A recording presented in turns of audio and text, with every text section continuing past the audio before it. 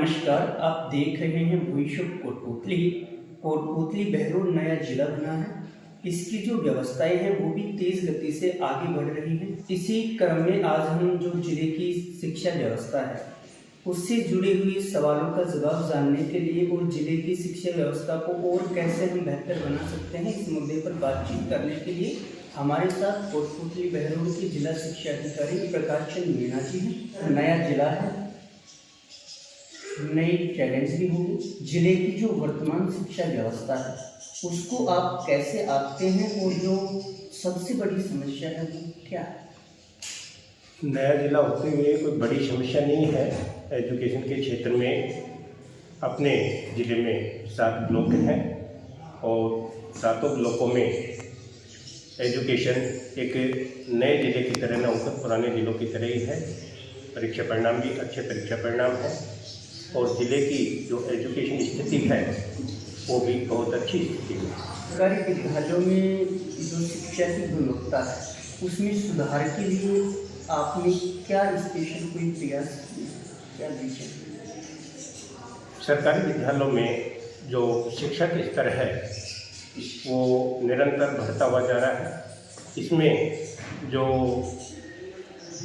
बच्चे हैं उनको ORF की दृष्टि से, ORF के उससे भी बच्चों को पढ़ने की दृष्टि से एक नया इनोवेशन किया गया था जो एक अच्छे परिणाम के रूप में आया।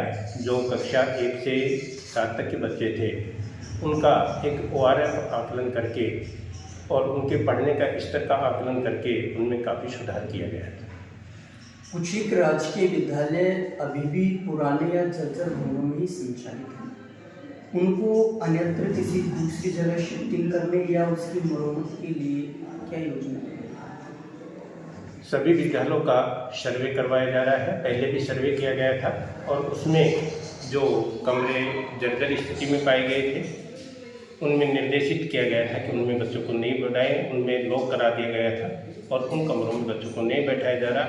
और कोई पूर्ण भवन जर्जर स्थिति में पाया गया था उसको अन्यत्र जगह शिफ्ट करवा दिया गया था। कुछ एक विद्यालयों में अभी भी बड़े पैमाने पर स्टाफ की कमी है, इसको आप कैसे दूर करेंगे? सरकार से क्या मांग? अभी जो सेवानिवृत्ति के कारण, DPC के कारण, प्रमोशन के कारण स्कूलों में कुछ पद रिक्त रहे हैं तो पुनः विभागीय स्तर पर DPC का कार्य भी चल रहा है और इन पदों का भरने का पूर्ण प्रयास किया जा रहा है। विभाग इन पदों को जल्दी ही भरेगा DPC के द्वारा। सरकार ने अभी एक आदेश जारी किया है जिस आदेश के माध्यम से उन्होंने जो प्राइवेट स्कूल वाले अभिभावकों को बाध्य करते थे कि स्टेशनरी का सामान या आपकी स्कूल ड्रेस है वो कहाँ लेनी है उसको ख़त्म कर दिया है। इसकी कैसे आपके द्वारा मॉनिटरिंग की जा रही है? अभी वैसे कोई व्यक्तिगत शिकायत तो किसी भी विद्यालय की प्राप्त नहीं हुई है, फिर भी विभागीय स्तर पर CBO की एक 3 सदस्यीय टीम बनवा करके और सभी स्कूलों का औचक निरीक्षण करवाया जा रहा है और अगर कहीं पर भी जो बाध्यता संबंधी, अभिभावकों को बाध्यता करने के संबंधी ऐसी कोई शिकायतें अगर निजी विद्यालय की प्राप्त होती है तो आर्थिक नॉर्म्स के तहत विभाग की कार्रवाई की गई। सर, लगातार प्राइवेट स्कूलों पर आरोप लगते थे कि उन्होंने लूटाखोर मचा रखी है, मोटी फीस को वसूल करते हैं। आप इस आदेश को कैसे देखते हैं? विभाग के द्वारा प्रत्येक निजी विद्यालय की फीस निर्धारित की गई है और उसी निर्धारित फीस के द्वारा ऐसे ही विद्यालय के द्वारा ली गई। सरकार ने अभी अनिवार्य और निःशुल्क शिक्षा एक्ट में भी बदलाव किया है। इसके अनुसार कक्षा 5 और कक्षा 8 में जो विद्यार्थी उत्तीर्ण नहीं होते हैं सभी पेपरों में उनको उसी क्लास में पुनः रोकने का भी प्रावधान है। आप इस आदेश को कैसे देखते हैं? इससे बच्चे का शैक्षणिक स्तर में सुधार होगा। अगर बच्चा उसी कक्षा में दोबारा से भी पढ़ता है तो उसकी शिक्षा की गुणवत्ता बढ़ेगी और उससे बच्चे का शैक्षणिक स्तर में सुधार होगा। इससे अभिभावकों को भी बच्चे के सुधार का फायदा मिलेगा।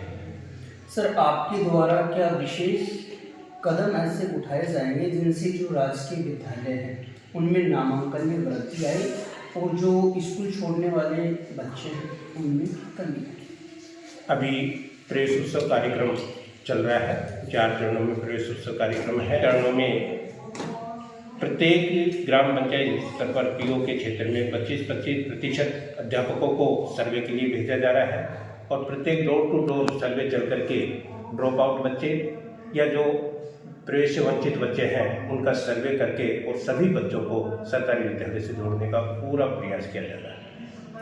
आने वाले समय में आपके द्वारा ऐसे क्या प्रयास किए जाएंगे जिनसे शिक्षा की गुणवत्ता और बेहतर हो?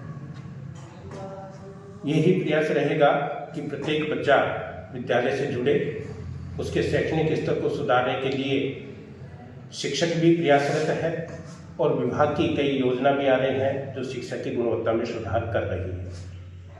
सर, शिक्षा शिक्षा होती है, चाहे वो प्राइवेट स्कूल की हो चाहे वो गवर्नमेंट स्कूल की हो। शिक्षा समाज में बदलाव ला सकती है और शिक्षक समाज का पथ प्रदर्शक होता है।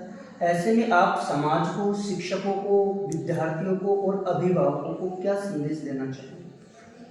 मेरा यही संदेश रहेगा कि बच्चों को शिक्षा के द्वारा उनका जो ज्ञान है उसमें उनका नैतिक ज्ञान भी, उनका संस्कार का भी ज्ञान भी और शिक्षा के साथ साथ उनका दैनिक जो कार्य का ज्ञान है उसमें भी परिवर्तन शिक्षा के द्वारा और शिक्षकों के द्वारा और विद्यालयों के द्वारा किया जाना चाहिए।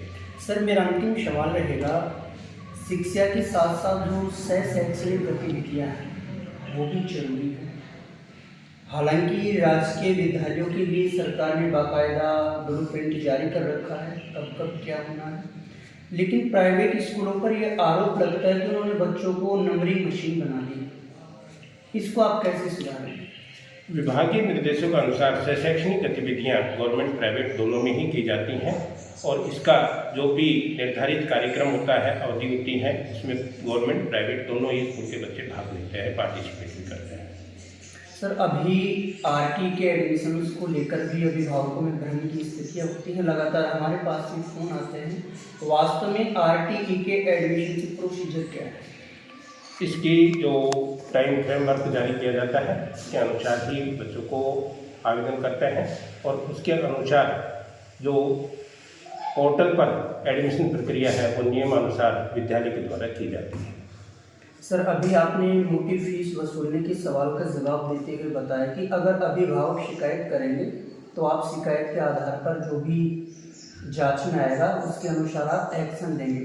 अगर अभिभावक शिकायत नहीं करते हैं तो क्या विभाग स्वतः एक्शन नहीं लेते? विभाग के जानकारी में आएगा या किसी विद्यालय के निरीक्षण में जांच करने में फीस में अनियमितता पाई जाएगी तो विभाग की कार्रवाई जरूर की।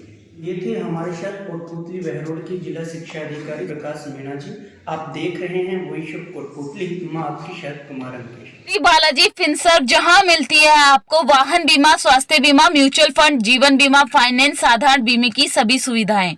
कार्यालय बानसूर महाविद्यालय के पास, बाईपास रोड बानसूर। मुख्य कार्यालय लाल कोठी कोटपुतली। अधिक जानकारी के लिए संपर्क करें 8302367656।